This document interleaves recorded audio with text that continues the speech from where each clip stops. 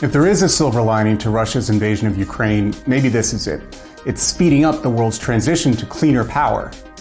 The disruptions it's caused in world oil and gas markets has many countries backing away from imported fossil fuels and pushing ahead with locally generated renewable power. Ironically, Moscow's war will likely shrink the market for its fossil fuel exports. Russia is the world's second largest natural gas producer, and its oil production is roughly tied for second with Saudi Arabia. Before the war, Europe was one of its biggest customers. The continent got about a quarter of its oil and 2/5 of its natural gas from Russia. After the invasion, Europe made the painful decision to sanction Russia's energy exports. Moscow then tightened the valves on its gas pipelines. That left Europe scrambling to fill a big energy gap. To make matters worse, a severe drought dried up hydropower, and nearly half of France's nuclear plants were powered down for emergency maintenance. Europe had a dilemma. The continent has ambitious goals to cut greenhouse gas emissions and fight climate change. So how much would it have to rely on fossil fuels to make up for Russian gas? Operators plugged in 26 coal-fired power plants that had been offline or were scheduled to close. And Europe rushed into service new facilities to import liquefied natural gas. By year's end, Europe's greenhouse gas emissions from the power sector were up about 4% from 2021. That's not good, but it could have been worse. A big growth in renewables put a lid on rising emissions. Solar installations smashed records in Europe. Power from solar and wind increased more than 2.5 times as much as coal power did. For the first time ever, solar and wind power together generated more electricity in Europe last year than either coal or gas. And Europe's greenhouse gas bump should be short-lived. Those revived coal plants are set to shut down again in the next few years. And the crisis also may have accelerated the move away from gas. Take home heating, for example.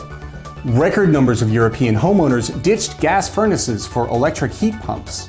Installations jumped 53% in Germany, and more than doubled in Poland last year. The fallout from the war has spread far beyond Europe.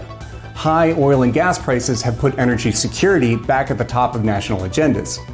This time, though, fossil fuels are not the only option. Wind and solar power have gotten cheaper than coal and gas in most places, so renewables look better than ever. At the same time, major new clean energy policies in the United States and China are helping push the transition forward. Experts have had to revise their forecasts. In its latest outlook, energy giant BP expects about 5% more renewable power in 2035 than it did last year. And it lowered its expectations for coal by 3%, natural gas by 6%, and oil by 5.5%. None of this is good news for Russia in the long run. In the short term, Moscow did rake in the cash from high energy prices. Russia made twice as much money last year as in 2021. But with major buyers shunning Russian oil, the price took a dive. Since the invasion, a barrel of Urals crude sells for about $30 less than the benchmark Brent crude. Russia is still producing about as much oil as it did before the war. That's because as Europe cut back, India went bargain hunting.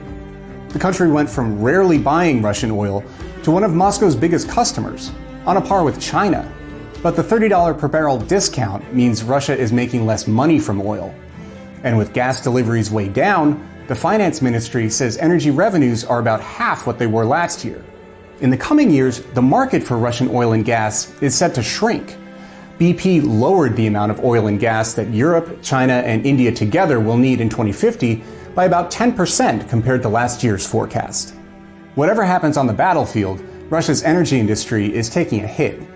It may not be a death blow, but it's probably not the outcome Moscow wanted.